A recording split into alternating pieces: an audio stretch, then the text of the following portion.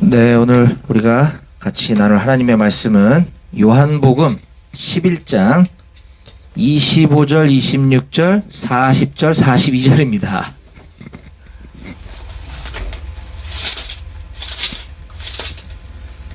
네, 오늘 나눌 말씀은 원래 요한복음 11장 17절부터 44절까지 말씀을 나눌 건데 마음 같아서 이걸 다 읽고 싶지만 본문이 조금 긴 관계로 그 중에 제가 중요하다고 생각되는 구절을 4절만 줄인 거예요. 그래서 오늘은 우리가 요한복음 11장 25, 26, 40, 42절을 함께 읽도록 하겠습니다.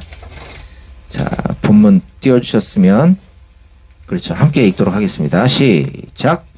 예수께서 이르시되 나는 부활이요 생명이니 나를 믿는 자는 죽어도 살겠고 무릇 살아서 나를 믿는 자는 영원히 죽지 아니하리니 이것을 내가 믿느냐. 예수께서 이르시되 내 말이 내가 믿으면 하나님의 영광을 보리라 하지 아니하였느냐 하시니 항상 내 말을 들으시는 줄을 내가 알았나이다. 그러나 이 말씀 하옵는 것은 둘러선 무리를 위함이니 곧 아버지께서 나를 보내신 것을 그들로 믿게 하려 함이니이다. 아멘. 네. 예. 여러분들 일주일 동안 잘 지내셨어요? 어떻게 훈련 받았나요? 인접부대는 훈련 받았다고 하는데 제가 부대를 못 가니까 통 부대에 무슨 일이 생기는지 모르겠어요. 혹한기 훈련 기간이었나? 지난주에 훈련 받았었는지 예. 여러분들 댓글로 이렇게 좀 화답해 주셔도 괜찮아요. 예. 원래 어느 때 같으면 혹한기 훈련 때 제가 훈련장에 방문을 합니다. 여러분들 행군이 있으면 행군로 상에 그 10분간 휴식하는 공터로 찾아가서 거기서 따뜻한 차와 간식을 준다든지 아니면 여러분들 부대 주둔지 안에 제가 간식을 사가지고 가서 훈련도 격려하고 또 여러분들 무사히 훈련 잘 마칠 수 있도록 여러분들의 믿음이 잘 성장할 수 있도록 기도도 하고 오곤 하는데 지금 제가 민간인이라는 이유로 지금 부대원들과 접촉이 지금 일절 차단이 되어 있어서 몹시 안타깝습니다. 그럴 거면 제대하지 말걸 괜히 제대했어요. 네. 아무튼 안타깝고 지난주에 제가 롯데리아 더블X2 햄버거 세트 보내드렸는데 맛있게 잘 먹었어요? 먹고 혹시 탈난 용사들은 없죠? 없겠죠, 당연히. 네. 안타깝게도 인접부대에 어딘지 제가 잘 모르겠지만 우리 근처에 있는 어느 부대인가 봐요. 외부 음식 때문에 식중독이 발생했다고 그래요. 예, 고마워요. 예. 잘 먹었다고는 또 대답을 잘 해주네. 지난주에 훈련이었는지 난 그게 궁금하다니까. 아니었으면 언제가 훈련 기간인지 그것도 시간 날 때 알았어요. 고마워요. 언제가 훈련 기간인지 나한테 좀 알려주면 내가 좀 더 기도를 많이 하겠죠. 못 가더라도. 그런 것들 부대 특이사항 있으면 나한테 좀 얘기해 줬으면 좋겠고 어쨌든 식중독이 발생을 했다는 거예요. 인접부대에서. 그래서 외부 음식이 또 금지가 됐어요. 오늘 그래서 안타깝게도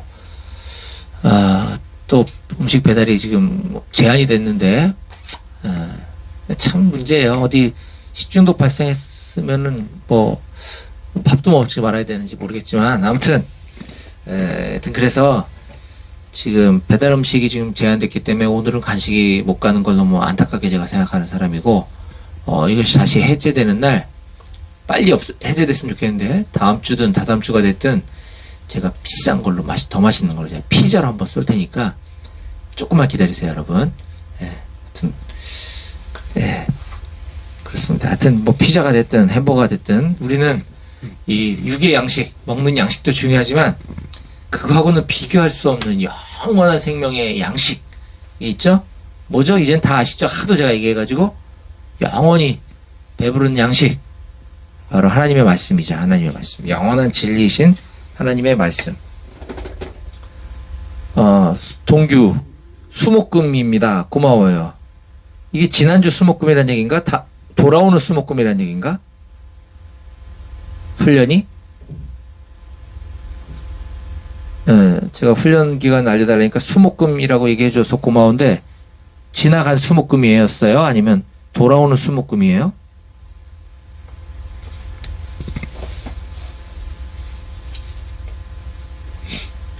네, 이게 지금 질문이 가고 여러분들 핸드폰에서 내 소리가 들리고 답장을 해서 나한테 오는 데까지 이게 시간이 좀 걸려요. 그래서 기다리면 끊기니까 또 올려주면. 그렇죠, 승호. 돌아오는 수목금입니다. 아, 우리는 아직 안 했구나. 오케이. 주중에라도 갑자기 상황이 좋아져서 이제 민간인이 접촉할 수 있다 그러면 제가 간식 들고 달려갈 거고요, 당연히. 만약에 뭐 어렵다 그러면 제가 있는 곳에서 세게 기도하도록 하겠습니다, 여러분들. 또 훈련 잘 받으시고요. 예. 그래서 제가 육의 양식과는 비교할 수 없는 건 하나님의 말씀이다. 영의 양식이다. 영원히 배고프지 않고 영원한 생명의 양식. 우리가 음식을 먹는 건 우리 입을 즐겁게 하기 위함도 있지만 우리가 먹지 않으면 죽기 때문이죠. 생명을 유지시켜주는 게 양식이란 말이에요. 그런데 이 영원한 생명을 얻기 위해서는 우리가 영의 양식인 하나님의 말씀을 섭취해야 된다.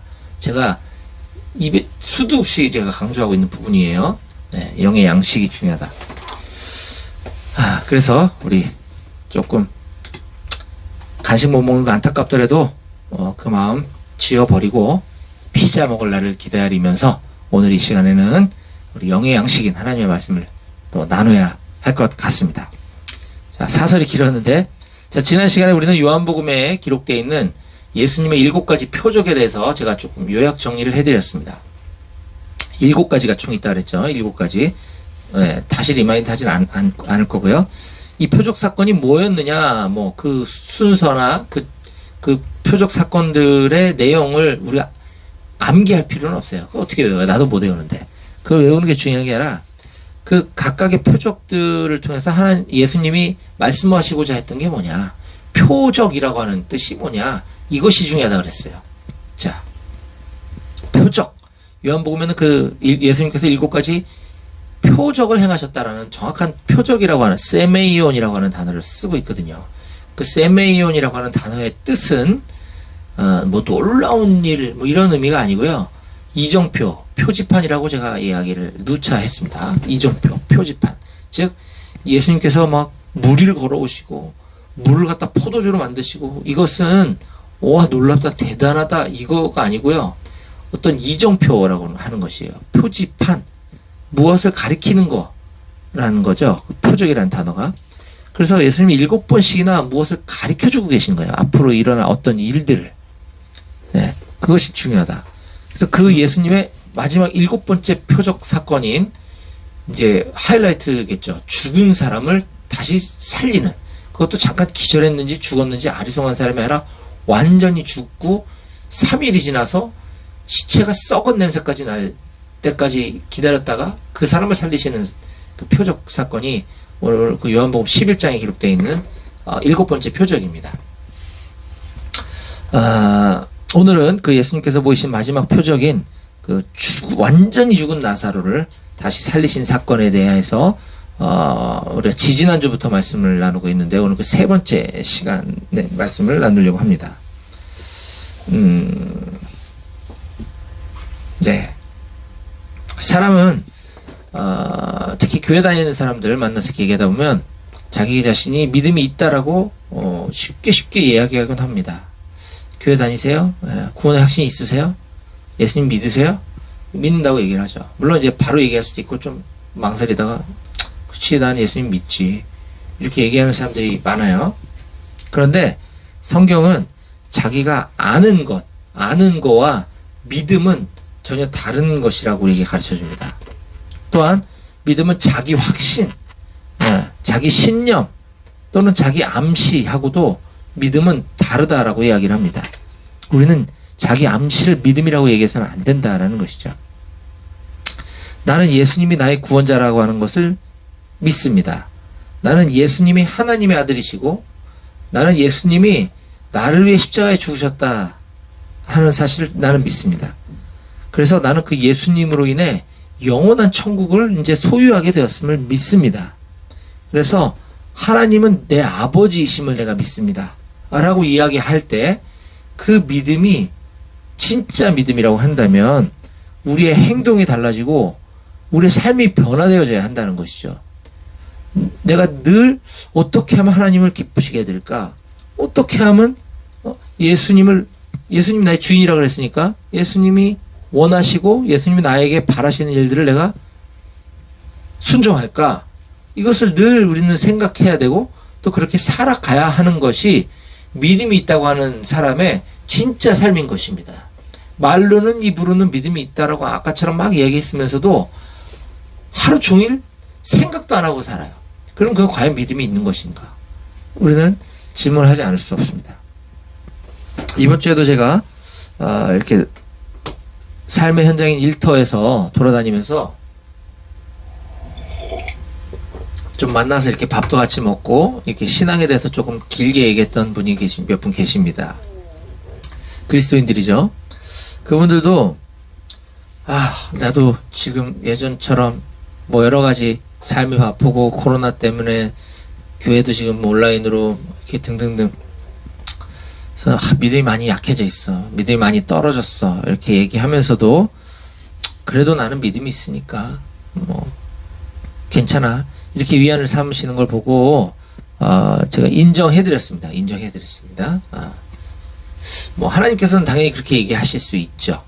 하지만 아까처럼 제가 얘기했던 것처럼 그 믿음이 진짜라고 한다면, 믿음이 있다라고 한다면 우리는 날마다 삶 가운데 예수님을 늘 의식하고 예수님을 늘 생각하고 기억하며 살아야 할 것입니다.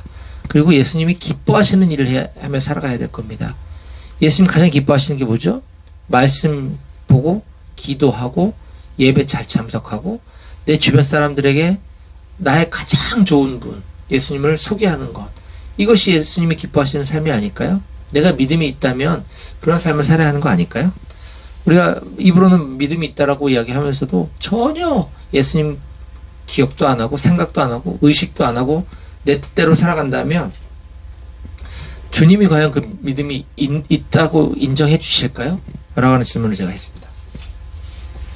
저는 우리가 믿음이 있는지 없는지 저는 모릅니다.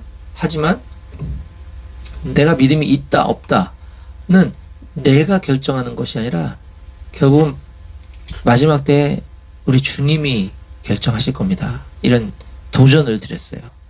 믿음이 있다는 건 내가 정할 문제가 아니라는 거죠. 내가 믿음이 있는지 없는지는 예수님이 결정해 주신다고 하는 거죠. 그래서 그 성경에 마태복음 16장 16절에 있는, 마태복음 7장 21절에 나와 있는 이 말씀을 제가 도전의 말씀으로 건면해 드렸어요. 제가 여러분들에게 더 똑같이 읽어 드립니다. 예수님께서 직접 하신 말씀이에요. 잘 들어보세요. 나더러 주여 주여 하는 자마다 다 천국에 들어갈 것이 아니요 다만 하늘에 계신 내 아버지의 뜻대로 행하는 자라야 들어가리라. 그날에, 마지막 날에 많은 사람이 나더러 주여 주여, 우리가 주의 이름으로 선지자 노릇도 하고 주의 이름으로 귀신도 내어 쫓고 주의 이름으로 많은 권능도 행하지 아니하였습니까?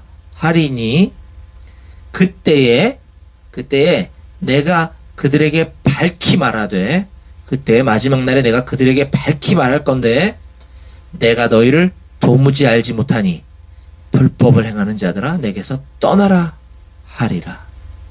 아멘. 무서운 말씀이에요. 무서운 말씀입니다. 저에게도 해당되는 말씀이에요. 많은 사람들이 나더러 주여 주여 주여, 주님 주님, 하나님 아버지 하나님, 많은 사람들이 나한테 그렇게 이야기했지만 내 아버지, 하늘에 계신 아버지의 뜻대로 행하는 자들만 천국에 들어올 수 있다. 심지어 예수님의 이름으로 병도 고치고 예수님의 이름으로 귀신도 내쫓고 이런 일들은 지금도 실제로 있습니다.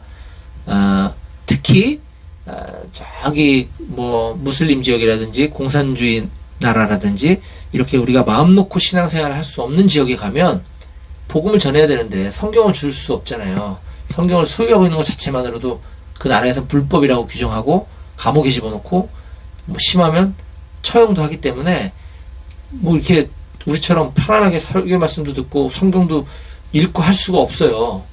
그런 나라에서는 예수님을 전해야 되는데 어떻게 전하겠어요? 그러니까 예수의 이름으로 병도 고치고 귀신도 내쫓는 걸 보면서 많은 사람들이 예수님을 믿는 역사가 지금 오늘날 이 순간에도 지구촌 어딘가에서는 많이 일어나고 있거든요. 자, 지금 그 얘기, 똑같은 얘기를 하는 겁니다. 내 이름으로 귀신도 쫓고 많은 권능도 행하고 병도 고쳤지 않았습니까? 라고 주님 앞에서 항변을 하는 거예요. 그랬더니 주님이 이렇게 얘기하시는 거죠. 내가 그들에게 밝히 말한다. 내가 너를 도무지 모르겠다. 너 누구냐? 우리의 믿음은 우리의 어떤 행함과 우리의 능력으로 결정할 수 있는 부분이 아니고 내가 판단할 수 있는 영역이 아니다라는 겁니다. 주님이 믿음이 있다라고 인정해 주셔야지 된다라는 것이죠. 심각하게 받아들일 문제입니다. 그래서 우리는 믿음이 매우 중요합니다. 우린 믿음 하나만 가지고 천국을 가는 사람들이기 때문에 이 믿음이 뭔지 대단히 중요합니다. 그래서 제가 아까 서두에도 믿음에 관한 찬양들만 계속 부르던 것이에요. 우리는 아까 성경 말씀의 일부분만 읽었지만 오늘 본문에 저는 오늘 요한복음 11장 17절에서 44절까지의 본문 말씀을 전체를 두루 살펴보려고 합니다. 그래서 오늘은 요한복음 강해 설교 38번째 시간으로서 믿음의 현재성과 믿음의 실제라고 하는 제목으로 하나님의 말씀을 증거하도록 하겠습니다. 다시 한번 말씀드리겠습니다. 오늘 말씀의 제목은 믿음의 현재성과 믿음의 실제라고 하는 것입니다. 믿음은 현재다는 겁니다. 난 과거에 믿음이 좋았었지 필요 없어요. 나 앞으로 잘 믿을 텐데 주님이 언제 들어가실 줄 알고요. 지금이 중요하다. 그리고 믿음은 실제입니다. 믿음은 추상적인 관념이나 우리 상상이 아니라 막연한 어떤 것이 아니라 믿음은 현실이라는 실제라는 거예요. 실제. 그거에 대해서 오늘 말씀을 좀 나눌 겁니다. 자, 오늘 본문인 요한복음 11장 17절은 이렇게 시작합니다. 17절. 예수께서 와서 보시니 나사로가 무덤에 있은지 이미 나흘이라. 이미. 앞서 지난 주일날 우리는 나사로가 병들었다는 소식을 듣고 예수님께서 일부러 꾸물거리시는 듯한 느낌을 받았어요. 그래서 사랑하는 나사로가 병들었다는데 예수님을 찾는다, 그 누이들이 찾는데 얼른 보따리 싸고 이동하신 게 아니라 일부러 꾸물거리시다가 이틀이나 머무신 후에 사흘째 되는 날 나사로에게 출발하시는 장면을 보았습니다. 그것이 무엇을 의미하는가도 나눴죠. 오늘 그 연장선에서 이어지는 말씀인데요. 예, 끊어지지 않은 것 같아요. 다행이다. 예. 영상을 지금 우리가 지금 라이브 방송을 송출하고 있는데 갑자기 문자가 와서 화면이 문자로 덮여버리면 제가 놀랍니다. 그래서 알림을 끈다고 껐는데 안 끊겼어요. 다행입니다. 네. 무슨 얘기 하고 있었죠? 그래서 예수님께서 이제 현장에 도착한 장면부터 오늘 시작을 하는 거예요. 예수님께서 나사로가 있는 곳에 도착해 보니 나사로는 이미 죽었고 무덤에 들어간 지 이미 사흘이 지나고 이제 나흘째가 되었다 하는 것입니다. 여기서 이미라고 하는 단어 강조하고 있는 거죠. 나사로는 예수님께서 현장에 도착해 보시니 나사로는 죽었더라. 이렇게 해도 또 상관이 전혀 없지만 예수님께서 도착해 보셨더니 나사로가 이미 죽은 지 사흘이나 지났다. 매우 무엇을 강조하고 있는 것입니다. 이것은 여기서 이미라고 하는 강조 단어를 사용한 이유는 나사로는 이제 완전히 죽어서 긴가민가한 상태가 아니다. 완전히 죽어서 이미 되돌려버릴 수 없는 상태. 완전한 죽음의 강을 건너갔다라는 것을 구체적으로 아주 강조하고 있는 것이죠. 나사로에게는 이제 그 어떤 기대도 가질 수 없는 절망적인 상태가 되었음을 표현해주고 있는 것입니다. 이때 예수님께서 이제 오고 계신다는 소식을 저 멀리 예수님이 오고 계신다는 소식을 듣고 그 상주인 두 누이들 마르다와 마리아 중에 좀 더 성격이 적극적이고 좀 더 액티비티한 이 마르다가 언니가 먼저 쫓아나가서 예수님을 맞이하며 대화를 나누고 있습니다. 21절, 22절을 제가 읽어보겠습니다. 마르다가 예수께 여짜오되 주께서 여기 계셨더라면 내 오라버니가 죽지 아니하였겠나이다.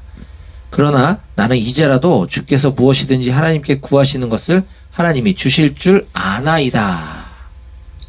네, 마르다의 지금 이 말에는 얼핏 보면 예수님에 대한 그 신뢰, 믿음이 굉장히 좋은 것처럼 느낄 수 있지만 실은 지금 이 말은 예수님 왜 빨리 오지 않으셔서 우리 오라버니가 죽게 하셨어요? 라는 원망이 담겨 있는 겁니다. 주께서 여기 계셨더라면 내 오라버니가 죽지 아니하였겠나이다. 어떻게 보면 예수님이 여기 계셨더라면 오라버니 죽지 않게 어떤 조치를 취해주셔서 안 죽을 수도 있었을 거예요 라는 믿음일 수도 있지만 예수님 왜 이제 오셨어요? 라고 하는 원망이 섞여 있다는 거죠.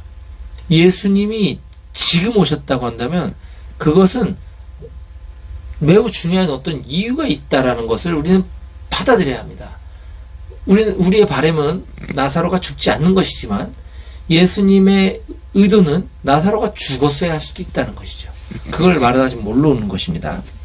그러자 예수께서는 즉각 이렇게 대답해 주십니다. 예수께서 이르시되 23절 내 오라버니가 다시 살아나리라. 지금 절망 가운데 있는 마르다를 예수님 위로하시는 거죠. 내 오라버니가 살아나리라. 그러자 24절에 마르다가 저도 마지막 날에 부활이 있다는 것은 알고 있습니다 라고 고백을 합니다. 내 오라버니가 다시 살아나리라 그랬더니 24절에 저도 마지막 날에는 부활이 있는 걸 알아요 주님, 이렇게 얘기를 하는 거예요. 그랬더니 예수님께서는 아까 우리가 읽었던 매우 유명한 말씀을 남깁니다. 예수께서 이르시되 25절 나는 부활이요 생명이니 나를 믿는 자는 죽어도 살겠고 무릇 살아서 나를 믿는 자는 영원히 죽지 아니하리니 이것을 내가 믿느냐? 그러자 마르다는 주님께 다음과 같은 신앙 고백, 멋있는 신앙 고백을 합니다. 이거 매우 멋있는 말이에요. 27절인데요. 이르되 주여 그러하외다. 네 주님 제가 믿습니다 이러는 거죠. 그러면서 이렇게 얘기하죠. 주는 그리스도시요 세상에 오시는 하나님의 아들이신 줄 내가 믿나이다. 네.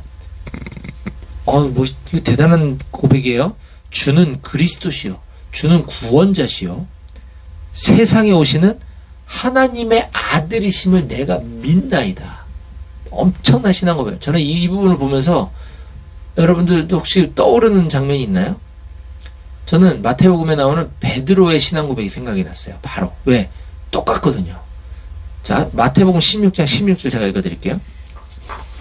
시몬 베드로가 대답하여 이르되 주는 그리스도시요 살아계신 하나님의 아들이시니이다. 똑같죠? 마르다의 고백과 베드로의 고백이. 자, 근데 마태복음 16장 16절에 베드로가 이런 신앙 고백, 위대한 신앙 고백을 하고 나서 예수님 그를 크게 칭찬하시는 장면이 나오거든요. 네. 근데 오늘 마르다가 27절에 요한복음 11장 27절에 똑같은 위대한 신앙 고백을 했음에도 불구하고 예수님은 그거에 대한 아무런 코멘트를 하지 않으세요. 왜일까요? 실은 베드로의 신앙 고백보다 이 마르다의 신앙 고백이 더 먼저예요. 원조예요, 원조. 네. 근데 예수님은 이거에 대해서 아무 말씀도 안 하십니다. 왜냐하면 성경 말씀에 기록되어 있고 예수님께서 지금도 말씀하고 계신, 강조하고 계신 이 부활이라는 것은 언젠가 어떤 먼 미래 속에 내 관념, 상상 속에 어떤 막연하고 추상적인 이미지로서 남아있는 그런 애매모호하고 아리송한 어떤 사건이 아니라 우리의 삶 가운데 그 부활의 믿음, 부활의 신앙은 지금도 계속되어야 되고 지금 실제해야 한다. 근데 지금 마리아의 이 부활 신앙은 그렇지 못하기 때문이라는 것이죠. 즉 모든 죽은 사람은 다 지금 살아나야 되느냐, 그 얘기가 아닙니다. 모든 사람들이 어떻게 살아나겠어요?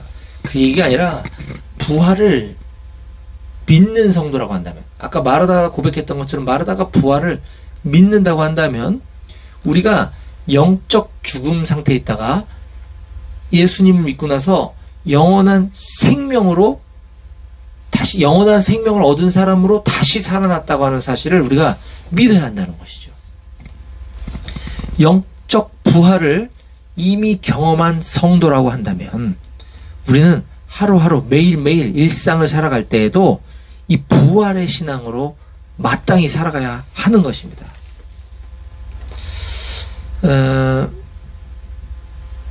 저희 집사람은 형제가 5남매가 있는데요. 재작년에 저희 장모님께서 돌아가셨어요. 저희 집사람이 5남매 중에 유일하게 예수님을 잘 믿고 있고요. 나머지 형제들은 예수님 믿지 않고 있거든요. 근데 저희 집사람으로 인해서 장인 장모님이 예수님을 믿으셨어요. 다행히. 그래서 믿고서 어머님 장모님께서는 재작년에 돌아가셨는데, 장례식장에서 5남매 중에 저희 집사람만 유일하게 마음의 평안을 유지하고 다른 형제들은 태성통곡을 하는 것입니다. 충분히 이해가 됩니다. 충분히 이해가 됩니다. 그래서 위로도 하고 말리기도 하고 괜찮다고 여러 번 했지만 그 슬픔, 그거는 이루 말할 수가 없겠죠. 그래서 제가 우리 처형들에게 그랬어요. 어머님은 지금 이 세상에서 얼마나 힘들게 사시다가 돌아가셨냐. 근데 지금 아픔이 하나도 없는 곳, 하나님 아버지가 계신 그곳에서 정말 편안히 계신다. 그리고 때가 되면 우리도 예수님을 믿으면 다시 어머님을 만나서 아무런 걱정, 근심, 염려, 아픔, 질병, 고통이 없는 곳에서 영원히 다시 만나서 함께 살 텐데 뭐가 그리 걱정이냐. 괜찮다. 다만 예수님을 믿어야겠죠. 제가 이렇게 복음을 전할 수가 있었어요. 사랑하는 여러분, 이것이 부활신앙이라고 하는 것입니다. 자, 마리아는 본래 성격이 좀 급하고 적극적이어서 마르다는 그런 줄 알았더니 오늘 본문 뒷부분에 보면 그 여동생인 마리아도 언니와 똑같은 말과 행동을 하는 것을 볼 수 있습니다. 자, 28절 한번 볼게요. 이 말을 하고 돌아가서 가만히 그 자매 마리아를 불러 말하되, 마르다가 지금 그랬다는 거예요. 마르다가 예수님하고 지금 이 대화를 주고받고 하면서 이 말을 하고 돌아가서 가만히 그 자매 마리아를 불러 말하되, 선생님이 오셔서 너를 부르신다 하니, 마리아가 이 말을 듣고 급히 일어나 예수께 나아가매 예수는 아직 마을로 들어오지 아니하시고 마르다가 맞이했던 곳에 그대로 계시더라. 마리아와 함께 집에 있어 위로하던 유대인들은 마리아가 급히 일어나서 나가는 것을 보고 통곡하러 무덤에 가는 줄을 생각하고 따라갔더니 마리아가 예수 계신 곳에 가서 배웠고 그 발 앞에 엎드려 이르되, 주께서 여기 계셨더라면 내 오라버니가 죽지 아니하였겠나이다 하니라. 똑같죠? 그러니까 언니가 했던 말랑 똑같은 말을 하는 거예요. 자, 여기서 우리는 이제 주님이 뭐라고 말씀하시고 행동하시는지를 보면 정말 큰 감동을 받게 됩니다. 33절입니다. 예수께서 그가 우는 것과 마리아가 우는 것과 또 함께 온 유대인들이 우는 것을 보시고, 지금 사람들이 좀 통곡하고 울고 있는 거예요. 그걸 보시고 심령의 비통이 여기시고 불쌍히 여기사 이르시되, 그를 어디 두었느냐. 이르되 주여 와서 보옵소서 하니 예수께서 눈물을 흘리시더라. 네. 예수님의 지금 이 눈물은 많은 걸 생각하게 됩니다. 예수님 지금 나사로가 죽었기 때문에 그 죽음을 애도하는 슬픔의 눈물을 흘리신 걸까요? 아니면 지금 여기 마리아도 울고 있고 거기 지금 그 조문하러 온 사람들, 마을 유대인들도 지금 거기서 다 울고 있기 때문에 이 감정이 전이 돼서 같이 얼떨결에 우시는 거예요? 이 부분에 대해서 성경은 우리에게 힌트를 가르쳐 줍니다. 방금 제가 읽었던 33절에 여기 나오는데요. 마리아가 우는 거와 함께 온 유대인들이 우는 걸 보시고 예수님께서는 심령의 비통히 여기시고 불쌍히 여기셨다라고 표현하고 있습니다. 불쌍히 여겼다는 건 무슨 말인지 알겠죠? 심령의 비통히 여겼다는 말은 뭐예요? 비통히 여기다. 이 단어는 화가 나서 씩씩거린다라고 하는 의미의 단어인 브리마오마이라고 하는 헬라어 단어에서 파생된 엠브리마오마이라고 하는 단어예요. 엠브리마오마이. 비통히 여기다. 아까 화가 나서 씩씩거리다라는 말이 파생된 거라 그랬죠? 즉 여기서 비통히 여기다라는 거는 안타깝다. 이게 아니고요. 너무너무 화가 난다. 분노한다. 매우 화가 나서 엄하게 지금 화를 내고 있다. 이런 뜻이거든요. 지금 예수님 몹시 뭔가 화가 나신 거예요. 화가 나신 거예요. 자, 36절. 그랬더니 예수님의 눈물을 보고 사람들이 이렇게 뒷담화를 합니다. 재밌어요. 성경에 뒷담화하는 얘기도 나와요. 36, 37. 이에 유대인들이 말하되 보라 그를 얼마나 사랑하셨는가 하며 그 중에 어떤 이는 말하되 맹인의 눈을 뜨게 한 이 사람이 그 사람은 죽지 않게 할 수 없었더냐 하더라. 이건 지금 예수님이 저 예수라는 사람이 저 나사로를 평상시에 얼마나 사랑했었길래 저렇게 안타까워하는 거 봐봐. 이런 뉘앙스가 아니고요. 저 우는 거 봐봐. 평소에 나사로를 그렇게 사랑한다더니 아까 맹인 38년 된 소경의 눈도 뜨게 했던 사람이 그렇게 사랑하는 나사로는 죽지 않게 할 수 없었어? 아이고. 이 비아냥거리는 거예요, 지금. 근데 38절에 예수님 또다시 분노하십니다. 이에 예수께서 다시 속으로 비통히 여기시며 엠브리마오마이. 아까 또 똑같은 말 또 나왔어요. 예수께서 다시 속으로 몹시 분노하시며 무덤에 가시니 무덤이 굴이라 돌로 막혀 있었다. 이렇게 표현합니다. 자, 예수님 두 번씩이나 왜 이렇게 화가 많이 나셨을까요? 그것은 바로 그들의 믿음 없음 때문이었습니다. 믿음 없음. 유대인들의 믿음 없음 뿐만 아니라 마리아와 마르다의 믿음이 없기 때문에 예수님 너무 속이 상하셨던 거예요.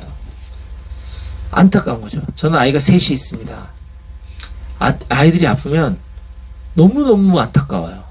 안타깝다 못해 막 화가 날 때가 있어요. 애들이 아픈데 화가 나요. 저는 지금 예수님의 이 화가 뭔지 좀 이해가 될 것 같습니다. 아주 조금. 예수님은 이 땅에 오신 목적이 온 인류, 우리들을 구원하시기 위해서 오신 거예요. 우리가 구원을 얻으려면 믿음이 필요하다 그랬죠. 예수님 너무 사랑하셔서 목숨까지 내던지기 위해서 오셨는데 우리가 믿음이 없어요. 예수님 너무너무 안타까움기도 하지만 너무너무 화가 나시지 않았을까요? 바로 그것입니다. 예수님은 지금 하나님께 기도하시면서 43절에서 죽은 나사로 시체, 미라같이 붕대를 갖고 있는 썩기 시작하는 그 시체한테 나사로야 나오너라 라고 명령하시자 이제 실제로 나사로가 살아서 미라처럼 붕대 갖고 나오는 장면이 성경에 나와요. 자, 근데 이 42절에 예수님께서 그렇게 딱 나사로를 살리시기 바로 직전에 하나님께 기도하는 장면이 나오는데 그 기도문 가운데 기도는 지금 하나님한테 하는 거잖아요. 이거를 우리들에게 42절에 읽을 수 있도록 허락하셨어요. 그런데 거기에 몹시 놀라운 힌트를 그 비밀의 힌트를 우리에게 알려주고 계십니다. 자, 예수님이 기도하는 것을 우리 함께 들어볼까요? 42절. 항상 내 말을 들으시는 줄을 내가 알았나이다. 지금 기도하고 계시는 하나님께서는 항상 내 말을 들어주시는 줄 제가 압니다.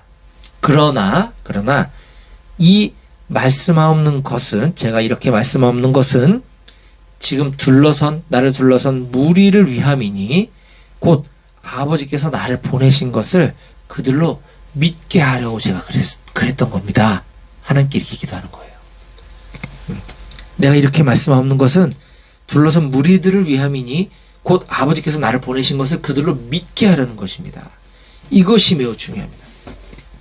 예수님의 이 모든 말씀, 기도, 대화, 퍼포먼스, 이 모든 것들은 다 지금 그 자리에 모여있는 사람들을 믿게 하려고 하셨다라는 거예요. 예수님의 주된 관심사는 오로지 그들의 믿음, 저와 여러분들의 믿음, 예수님의 오직 관심사는 그 믿음이었다고 하는 것입니다. 그 하나뿐이라는 거예요.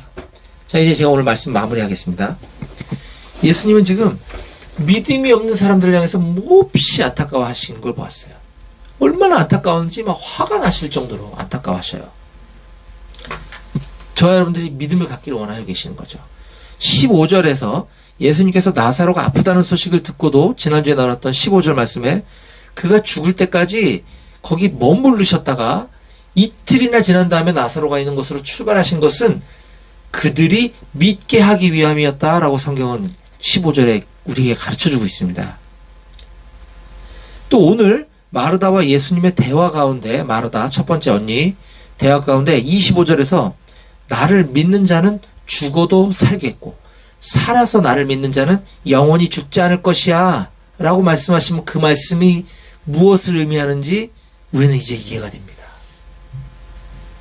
또한 여전히 예수님의 말씀을 알아듣지 못하고 이해하지 못하는 그 마르다에게 40절에서 그렇게까지 얘기했는데, 25절에서 그렇게까지 얘기했는데 여전히 말을 못 알아듣는 그 마르다에게 40절에서 예수님은 또다시 이렇게 얘기하시죠. 내가 믿으면 하나님의 영광을 보리라. 그 말씀이 무슨 뜻인지도 이제 이해가 될 것 같습니다.